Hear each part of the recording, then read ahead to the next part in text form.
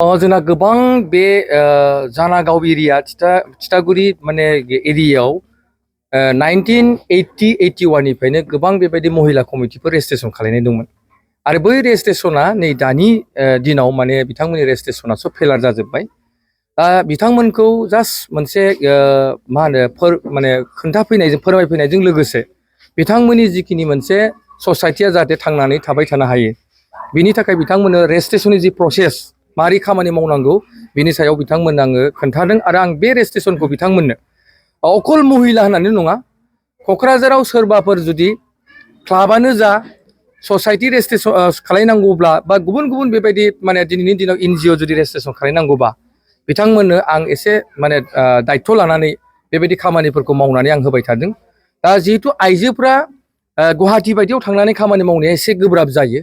दा ओंखायनो आं सानदों जे बिथांमोननो दिनै बिथांमोना जाहाथे गावसिनि ससाइटिफ्रा जाहाथे मोजां रोखोमनि गभर्नमेन्टनिफ्राय जाहाथे ग्रेन्ट मोननो हायो, जाहाथे बिथांमोनाव जाहाथे रेजिस्ट्रेसन सार्टिफिकेट जाहाथे थानानै इयुनाव बिथांमोना जाहाथे ओनसोलनि थाखाय मोजां खामानि मावलांनो हायो।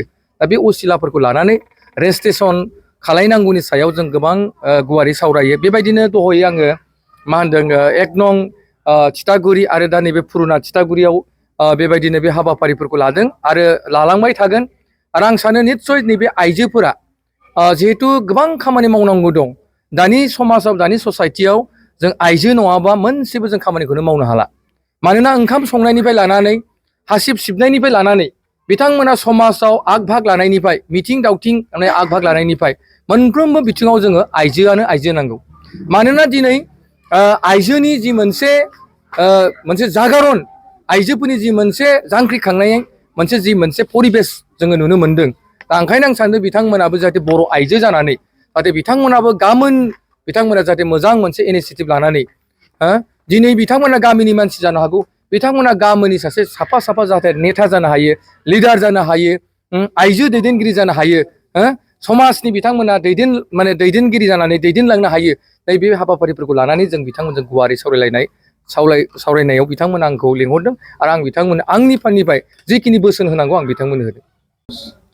बिथांमोना आङो निस्सय फ्रि, बेहाय जों फैसा लानाय नङा। माखासे अनलाइन सिस्टेम दङ, बेहाय बिथांमोना एसे होनांगोन।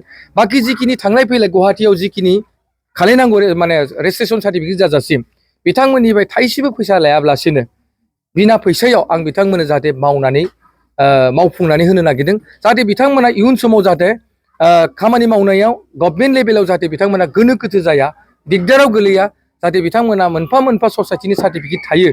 बे बिथिङाव बिथांमोनखौ नोजोर होनानै आं फ्रि कर्सआव खामानि मावनानै होनो थाखाय जानजि खाफ्रादों।